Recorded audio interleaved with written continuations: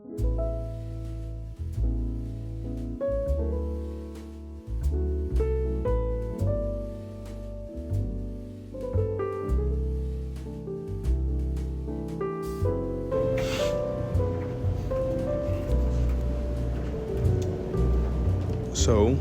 don't mind me just doing laundry right now, but for this video, I wanted to talk about something. I like this little background, you know. I should start doing my videos in random places, like the laundromat, for example, because this is pretty cool to have as a background.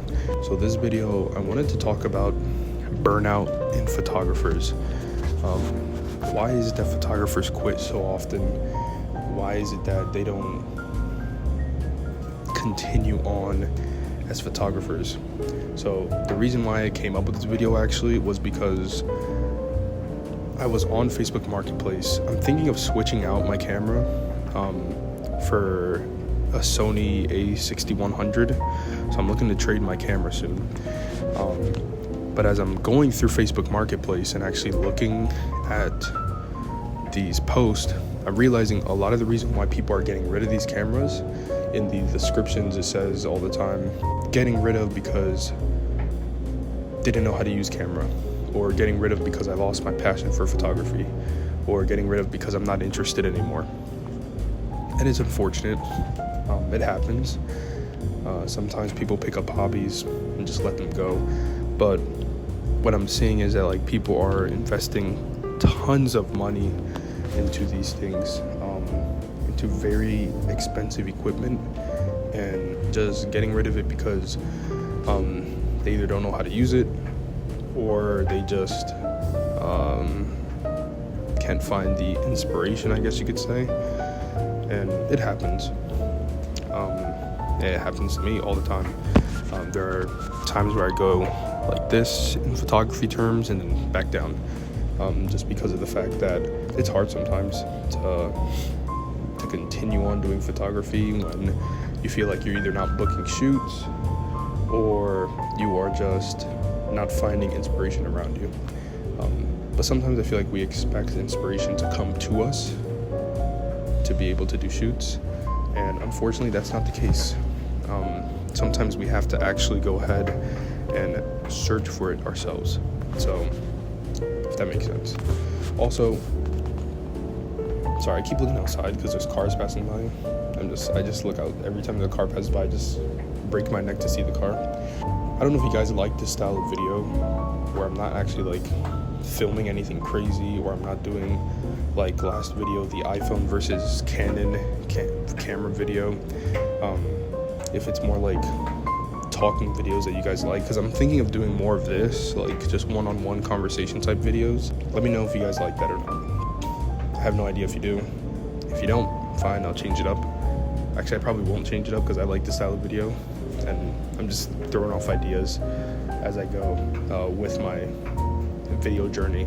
I was gonna film this yesterday, but there was a whole bunch of people at the park that I was trying to shoot at, so I was kind of embarrassed to shoot it. So I'm still getting over my social anxiety when it comes to filming one-on-one with a camera, because it looks weird that I'm just talking to a camera, and people are around. So, but nobody else. I'm not talking to anybody except the camera, if that makes sense. Yeah. So let's go down the list of what I was exactly talking about and how we can fix that problem and how we can avoid burnout in photography. So one reason why people burn out in photography is that they set their expectations too high. Now, I don't mean this as in don't expect to get shoots. I mean, don't expect as a beginning photographer to buy $3,000, $4,000 gear and then just expect for a deal to drop from the sky. You know, it's not gonna happen. Unfortunately, it doesn't happen. I learned that the hard way. I thought originally by spending so much money on this camera when it first came out that a deal was just gonna fly out of the sky, and you know, I would be able to go ahead and get shoots and deals with it, but that's not how that works at all. So yeah, don't expect for that to happen. You know, you really have to start from the bottom. I started, like, if you guys saw my other video, I started on a Rebel XT and an XTI, and some of my best card photos came from that camera. I used a CF card. It was very analog. It was a digital camera, but it was super analog, honestly. So don't expect to land crazy deals with an expensive camera. I would go ahead and get cheaper equipment if I were you, and start getting deals like that, because then, you know, with shoots and deals and stuff like that happening, contracts, eventually you'll be able to get that good equipment. You don't want to put yourself in debt to not be able to pay off that debt. I would rather have myself in no debt, save money, than put myself in debt knowing that I could pay it off with clients that I already have, if that makes sense. Another idea, or another reason, as to why people might go through a photography burnout is kind of the same thing, just you're not getting any deals at all, no shoots, anything, and you're like, what was the point of ever buying this camera if I'm not going to get any shoots? And it's a very negative way of thinking, so it kind of forces you to just get rid of all your camera gear, and trust me, you will regret it. Don't get rid of your camera gear if you're not getting any shoots. Keep your camera, because eventually your moment's going to come. Now, another reason why people get photography burnout is, or quit photography, is because they get too many deals. They get too many shoots. When you're constantly creating, like you saw with me, I literally only posted 6 videos, I think. And within 6 videos in, like, I was already tired of doing it. I don't know how those big full-time YouTubers do it, where they're posting every day. What's that one YouTuber, Camera Conspiracy? If you've ever watched his videos, he posts every day. I don't know how he does it. And it's not like he does like short videos. He does like fully edited videos. Has a whole intro, everything. And I don't know how he does it. I honestly don't. So the more you're creating nonstop without breaks, it's gonna make you hate photography. You're not gonna love it. You're just gonna hate it. And it's not gonna be fun at all. So take your time with stuff. It's okay to say no to deals, or I keep saying deals, I don't know why, to shoots, to jobs. It's okay to say no to jobs. You don't have to take every single job that comes your way. Just take your time, honestly. Referring back to my first thing, I'm just saying things that they come off to mind. I know it's pretty irresponsible and whack that I'm not planning this video out, but I'd rather do it like this. Instead of starting off with crazy equipment, starting off with bad equipment.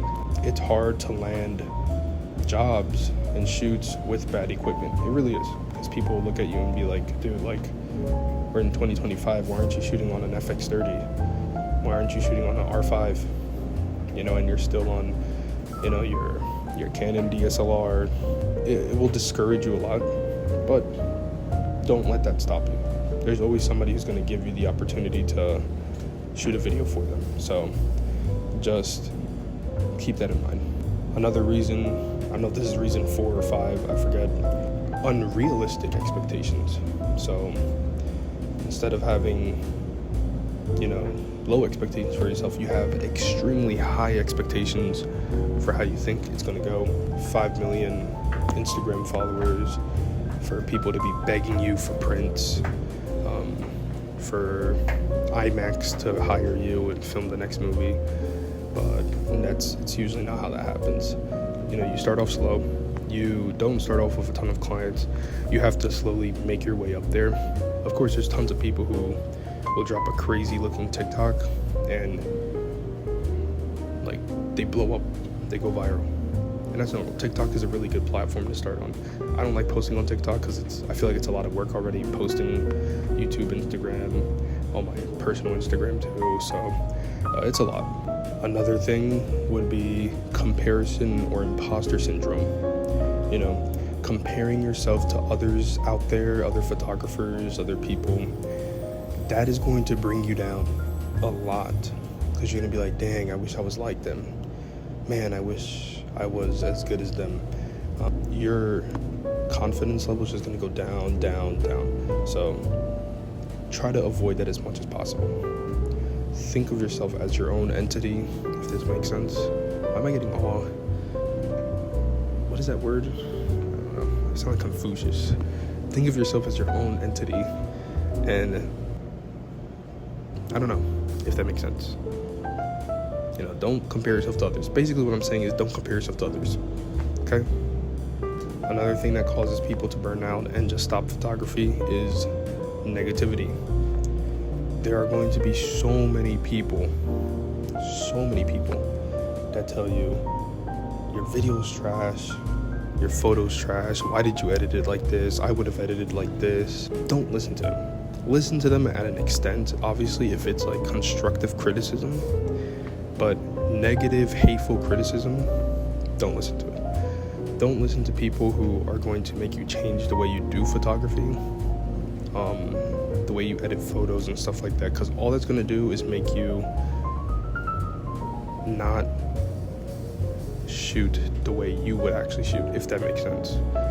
You know, you're just going to be shooting tailored to the way that specific person who criticized you originally wants you to shoot.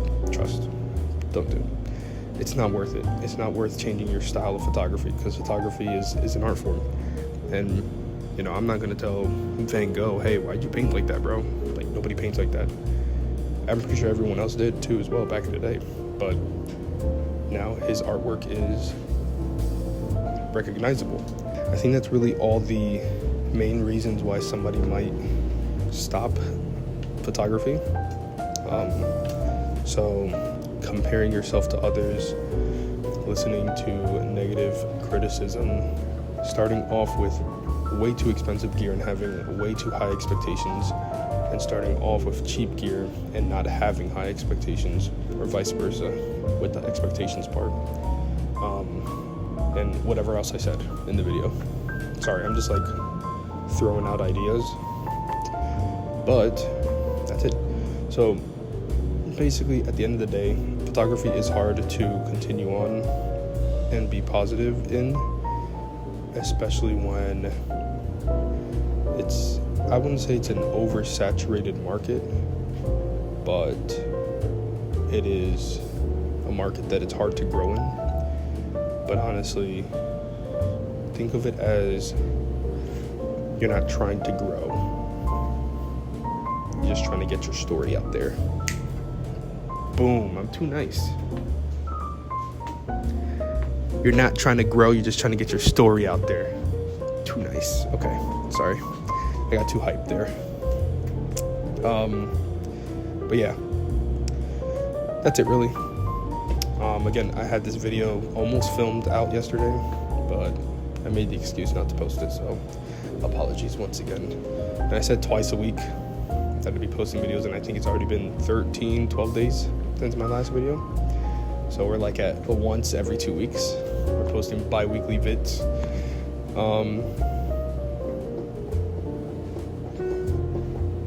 Yeah, that's it. Other than that though, let me know if you guys like this style of video where I'm just having conversational footage, or what is that word? Conversational...